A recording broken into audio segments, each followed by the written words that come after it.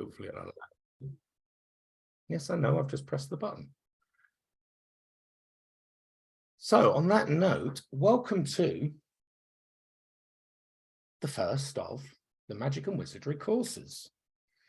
Now, I have, before we get into what the notes you've got and stuff like that,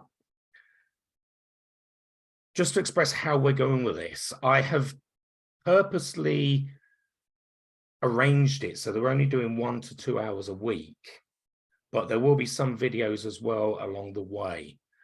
The reason for this is a very deep course with a lot of information, a lot of stuff that is going to challenge, especially as we go on, that's going to challenge your own beliefs, your own thoughts.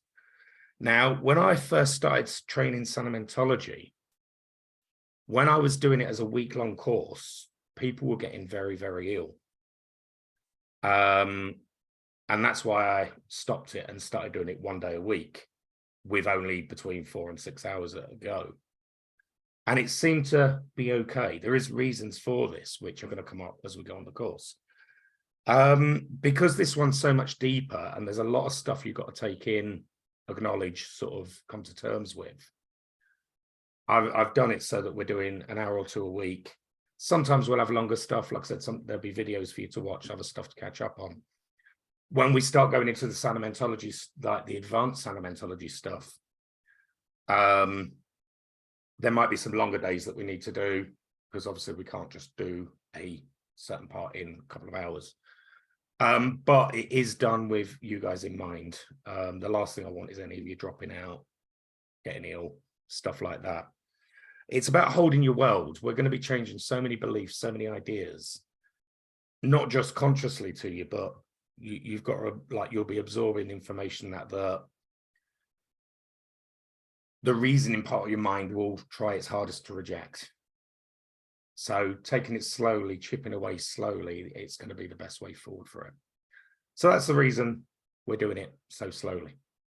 You are going to have homework along the way.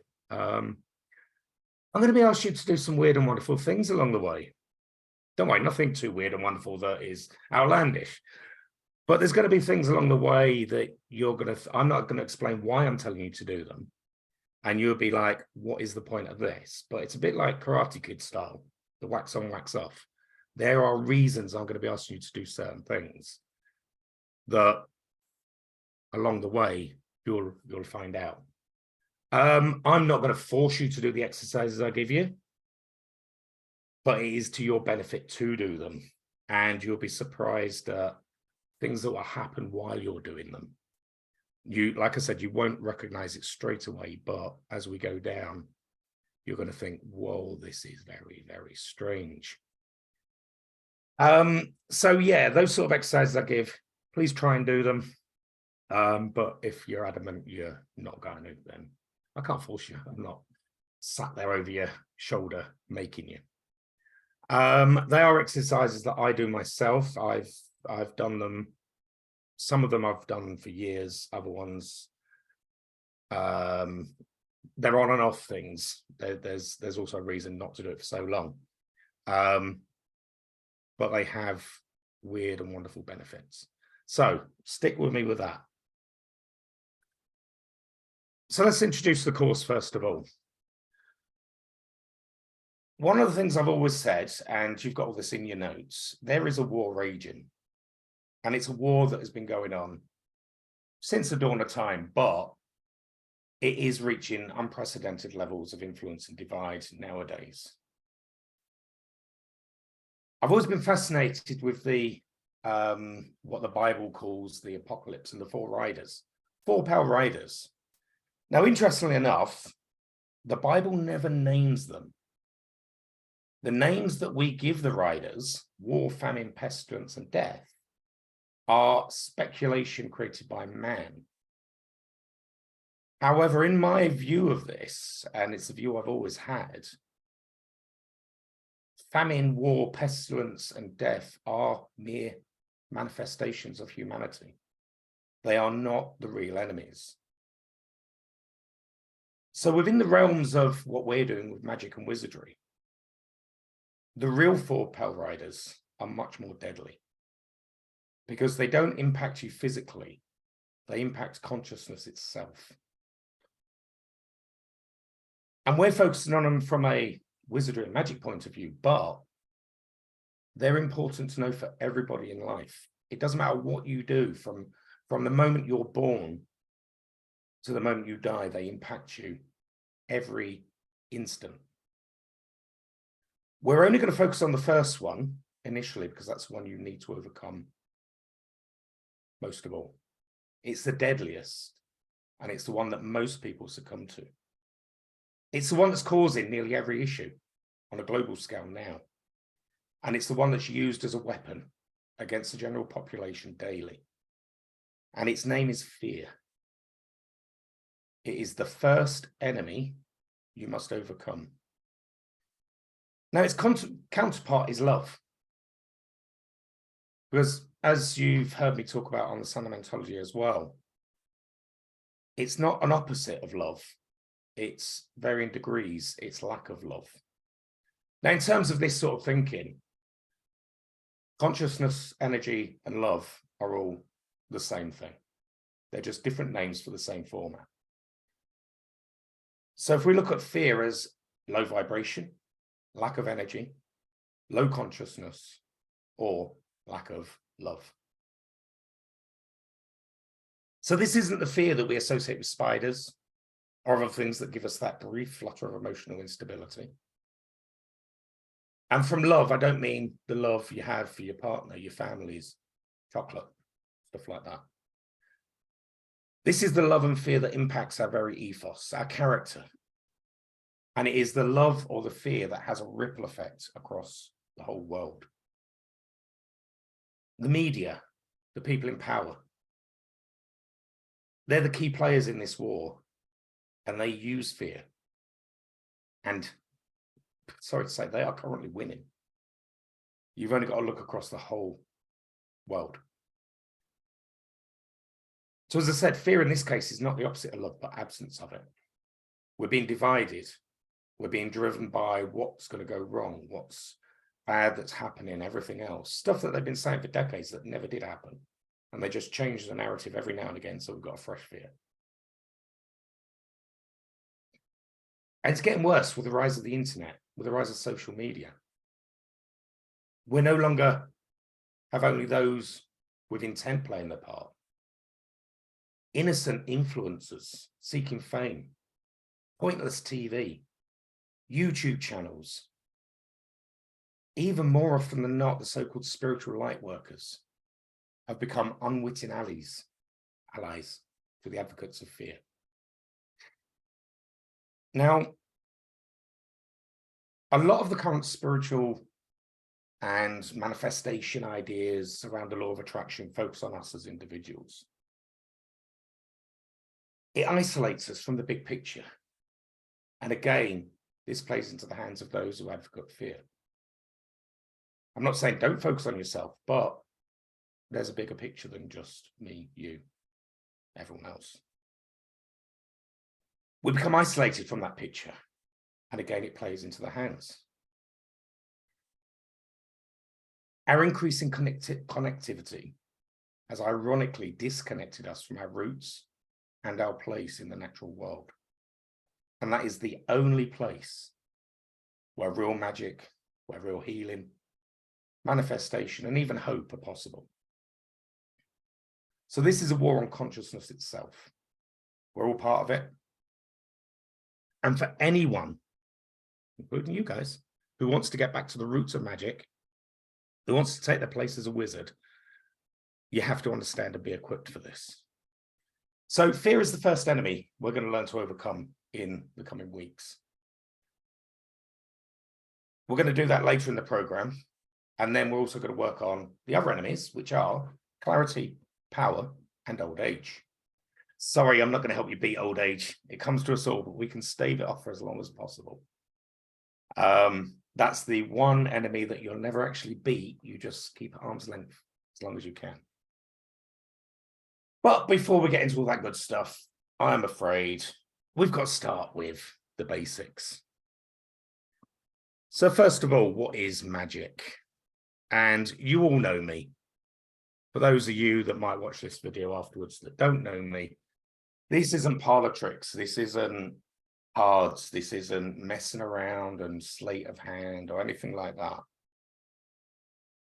It's also not about waving a magic wand and weird lights appearing in front of you or waving your hands in mystical ways. There's reasons people do those things, but it's none of that. This is real deep universal magic. Now, the sciences, especially academically, have always been constricted by the belief that matter is the only reality. And they believe that the mind is nothing more than a result of physical activity of the brain. The problem with this is it's no different from the approach of religion. It's destructive in itself, as it doesn't acknowledge the full scope of nature.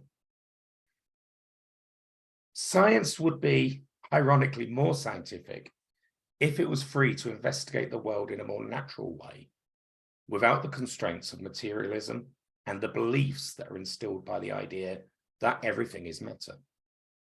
Now, over the past, century, I suppose, physics has started to break free from this. When you look at branches of quantum physics, discussions of dark energy and matter, alternative dimensions and other theories, these are all outside of the realm of materialism. However, these theories have all been devised to explain things that a materialistic version of science can't. They all refer to ideas that in themselves are post-materialistic, as I talk from a science point of view, or magic. Now, the scientific view for the last few thousand years has been based upon two ideas: materialism, reductionism. Everything is matter, and everything complex can be understood by reducing it to the interaction of their parts, or by reducing them to smaller, simpler, and more fundamental parts. It doesn't quite work like that.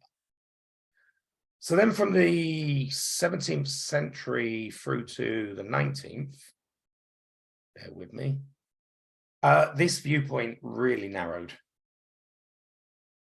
It became an ideological system known as scientific materialism.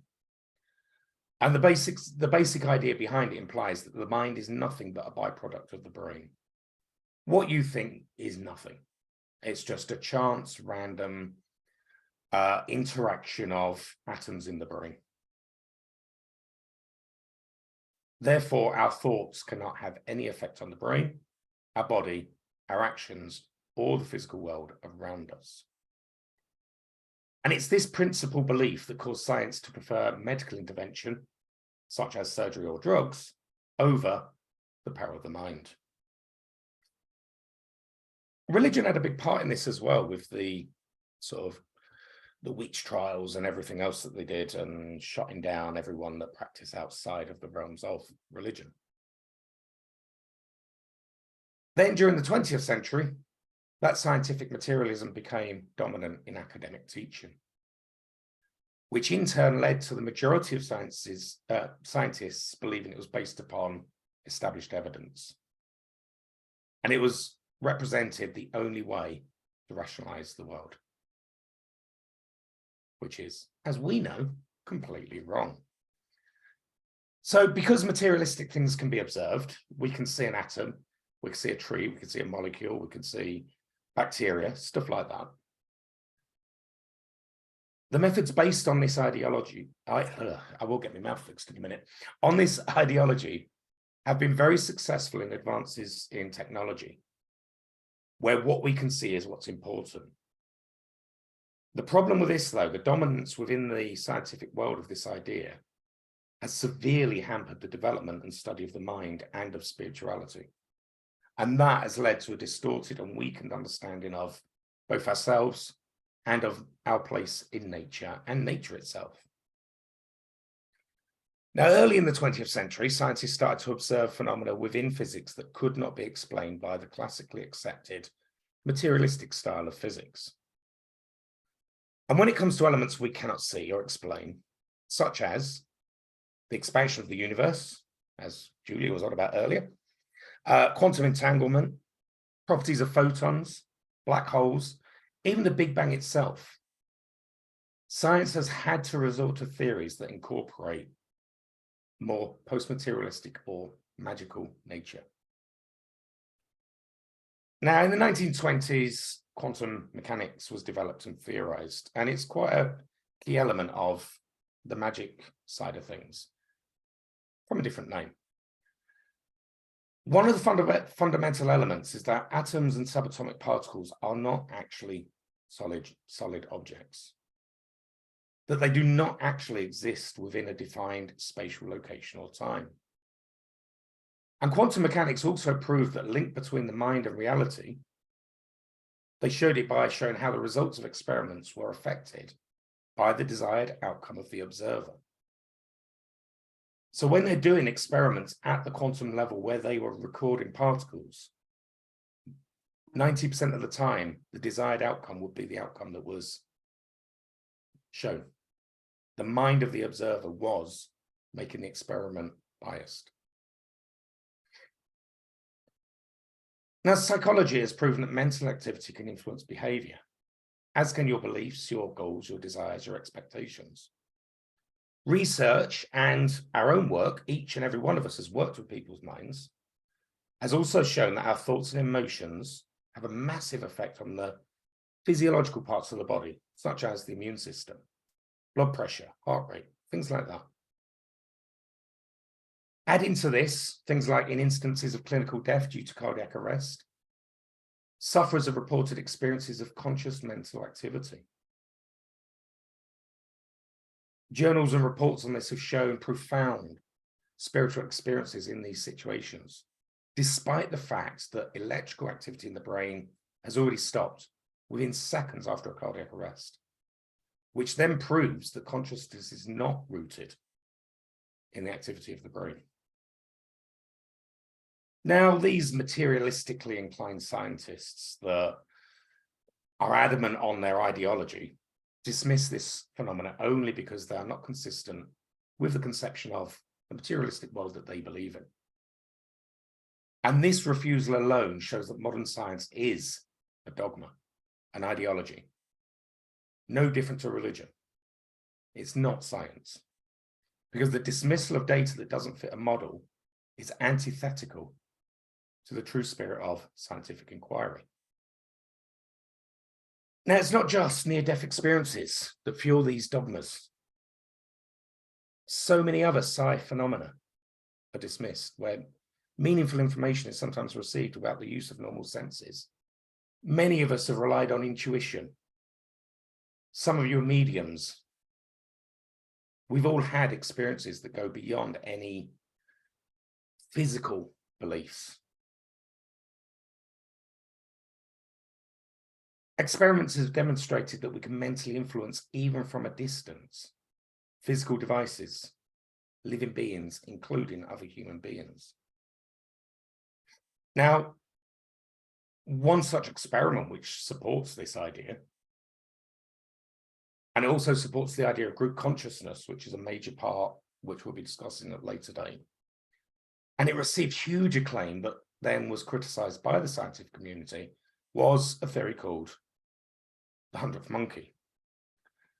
Now, what happened with this? There were several situations with this. One, the simplest one, which drove the experiment further, was a monkey was taken from a tribe in wherever it was, somewhere in the Amazon, I think it was. A monkey was taken to a lab away from the tribe, and it was taught in isolation to use tools, just simple tools. And once the monkey had mastered these tools, other monkeys in the tribe, which were separate, started doing the same thing. They learned what that first monkey had learned. So this went on to become an experiment that they did. Memory says it was off the islands of Japan, I think. But these islands were isolated sort of from humans, and they were just, like, there were several islands, each of them with monkeys on them. And a group of scientists started taking fruit to the islands that was all dirty and covered in mud and that. And it started to show the monkeys, like it went to one island and they started to show the monkeys how to wash the fruit in the stream, clean it, peel it, everything like that. So it started out like a couple of monkeys had learned how to do it. And then the old monkey see, monkey do, other monkeys started doing it as well, watching them. But once they reached 100 monkeys on one island doing this, monkeys on the other islands started doing the same thing, even though they'd never observed it happening. And this was tested several times over a period of years. And then obviously it doesn't agree with materialistic science, so it was shut down. But a very interesting experiment nonetheless.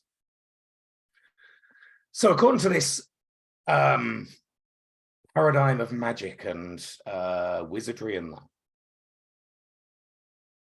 the mind represents an aspect of reality as primordial as the physical world itself. The mind is fundamental in the universe. It cannot be derived from matter, and it cannot be reduced to anything more basic. Consciousness is creation, creation is consciousness. They are one and the same. There is a deep interconnectedness between the mind and the physical world, more than what we even accept. And we're going to show that as we go down this program. Your mind, alongside will and intention, can influence the state of the physical world. And it can operate in a non-local or extended fashion. That means it's not confined to specific points in space, such as brains or bodies, nor to specific points in time, such as the present. Since the mind may non-locally influence the physical world, the intentions, emotions of it, start that one again. The intentions, emotions, and desires of an experimenter may not be completely isolated from the experimental outcomes, even in a controlled and blinded experimental design. The minds are apparently unbounded, and they may unite in ways suggesting a unitary one mind that includes all individuals and single minds as one. We're going to go into that in a lot of detail, probably about 4 or 5 weeks' time. Now, near-death experiences in cardiac arrest suggest that the brain acts as a transceiver of mental activity. The mind works through the brain, but is not produced by it. The brain is purely a tool. Now, when these near-death experiences occur in cardiac arrest, coupled with evidence from research mediums, further suggests the survival of consciousness following bodily death.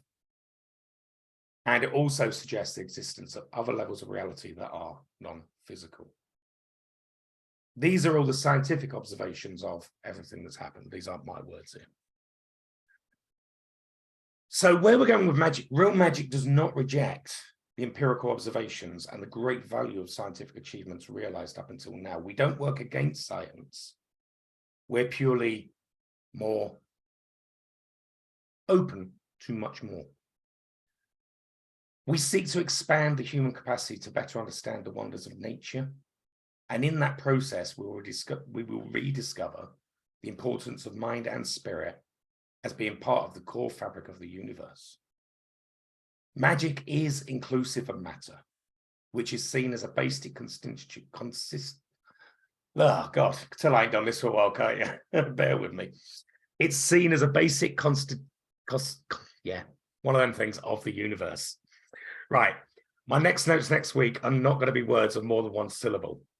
You've made me forget how to say that now. It's contagious. Constituent. Yes. That's it. Oh. And this is the importance of not forgetting that matter matters, because I've forgotten how to use my tongue. My mind is working perfectly, my tongue is not. So working with raw magic has far-reaching implications. It will fundamentally alter the vision you have of yourself. It will give you back your dignity and your power, both as a human and a scientist. And the paradigm fosters positive values such as compassion, respect, and peace. By emphasizing this deep connection between ourselves and nature at large and the universe itself, that acceptance of magic also promotes environmental awareness, the preservation of our biosphere, the place we live in. And in addition to that, it's not new. None of this that I'm going to be teaching you is new.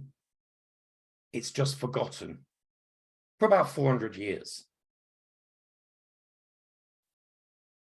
And that a lived transmaterial understanding may be the cornerstone of health and wellness. We're going to go beyond what we normally think about with healing. These ideas have been held and preserved in ancient mind, body, spirit practices, religious traditions, and other approaches for centuries, but they've been watered down, they've been isolated, they've been dismissed by many. Now, my view is the shift from the materialistic science to magic may be of vital importance to the evolution of human civilization itself. I think we're hitting a dead end. My opinion is it's even more pivotal than the transition from geocentrism to heliocentrism, which is the point when they realized that the Earth wasn't the center of the solar system and the sun was. It changed the whole course of science. And on the other level, of course, as individuals, it will give us complete control over our own lives, our own existence, and it will allow us to influence the world around us in ways I hope each and every one of you will use responsibly and ethically, which is a good point, a good time to bring in the idea of light and dark magic, because there is no such thing. There is no light or dark magic. When somebody summons a demon, they're only summoning what's inside them. Magic is magic. What you produce is derived from your intent. If you're going to produce dark magic, you're dark inside. It's run by your ethos, your character. If you go out with the intent of doing good, you're going to produce what they call light magic. If you want to harm somebody, that's what they call dark magic, but it is still you. There is no light or dark, full stop. So we are, as we go down the program, we're going to look at all approaches. We're going to look at voodoo. We're going to look at hoodoo. We're going to look at demons. We're going to look at love spells. We're going to look at all sorts of stuff, as well as the normal stuff out there, the astrology, the runes, everything. But we're also going to explain why it all works, how it all works. And also the importance of changing what you're doing all the time. That's very, very important. So we're going to cover all of that. Any questions so far? I mean, I'm rambling here. Any questions so far? Forgive me, what page are we on? We like listening to you ramble. I don't know. I've not put pages on. Oh, okay. I'm just wondering where because I'm page just 7 according to this. just The taking next a look bit's the over the magic of notes. wizardry in Plato's cave. That's where I am. Okay, cool. Excellent. Any questions so far? No? No, we like listening to you ramble. Okay, so Plato's cave's always been a big one for me. And just as important in this as everything else that I work through. Why is it relevant here?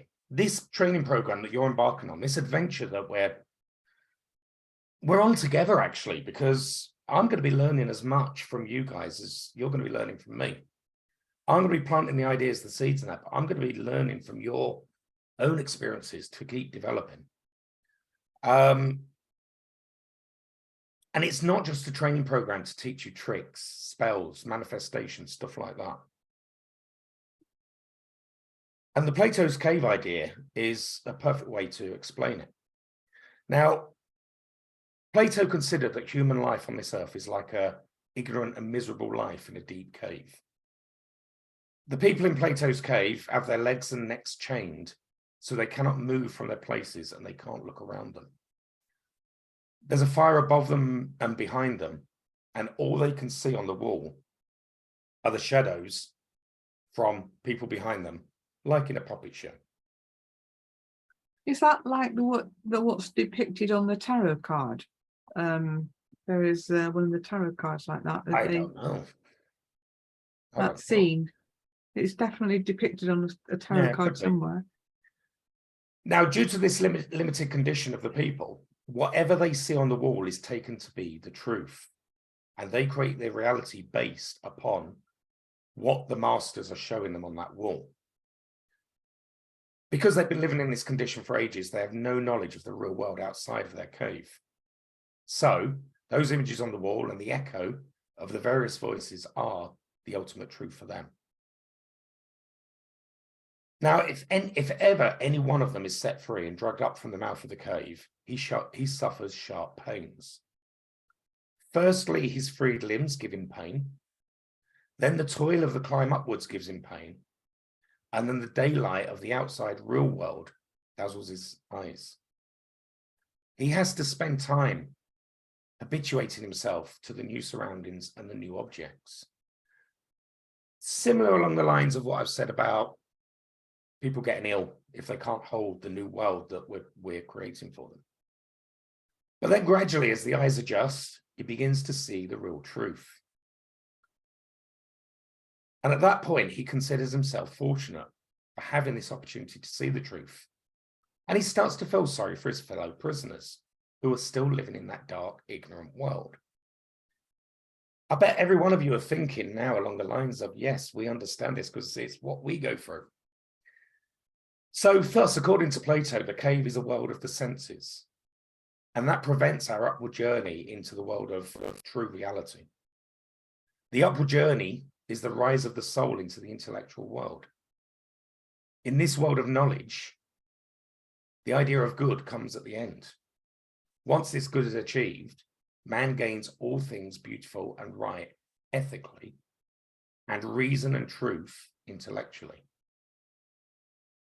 Now, Plato's opinion is the duty of the legislators to use such intellects in the manner of public affairs. They should run the world. Whereas at present, only selfish and ambitious people are interested in going into politics or administration. And these people are more interested in self-gratification than public service. Oh, how true that is. Yeah, this was said 5,000 years ago. My God. And yet he is talking about the Tory party, word for word.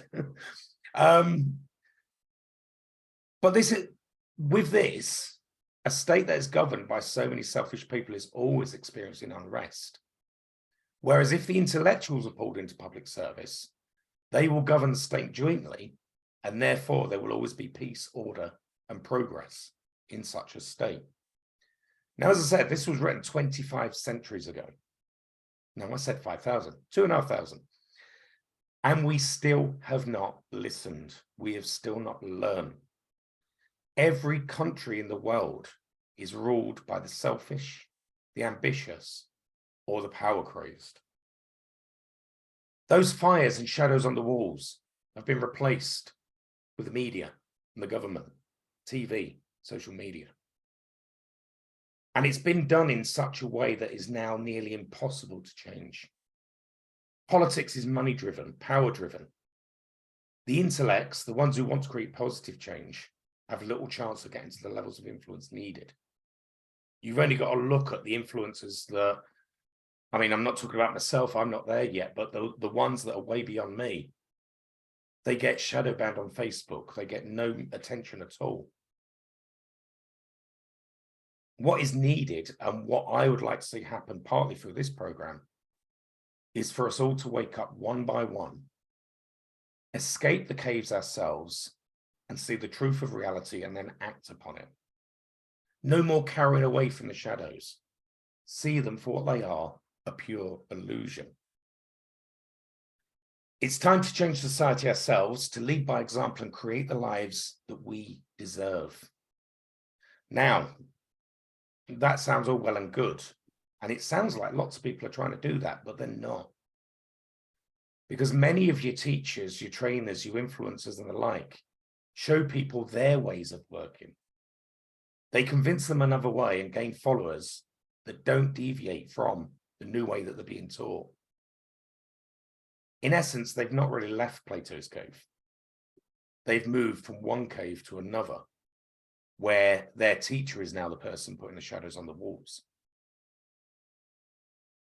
Now, I don't want to shut you in a Rothery's cave. That is not what I'm here for. I want to help you to leave the caves and enter a world where you understand the way things are to a point that you truly are free, that you think for yourself, that you understand for yourself, and you see through the illusions yourself. And like I said, it's not going to be easy. I'm never going to tell you this is going to be easy. It's not going to be. You've got to learn to hold your world in a way that it doesn't drain or deplete you or make you ill. But along the way, I will do my best. This is my guarantee to you guys. I will do my best to equip you with the tools and the exercises that will help you. So, you're all on this course. Are you ready to escape? Are you ready to move away from those shadows? And are you ready to begin that upward journey into reality?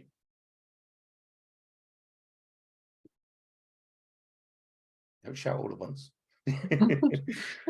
So during the course of this program, we are going to look at many different aspects that are often disregarded by the academic world. But before we can start with the idea of magic, we really do need to understand some very basic ideas. Okay. So that's the end of the introduction. Any questions on that before we start on chapter 1? It makes me wonder how we can change the world.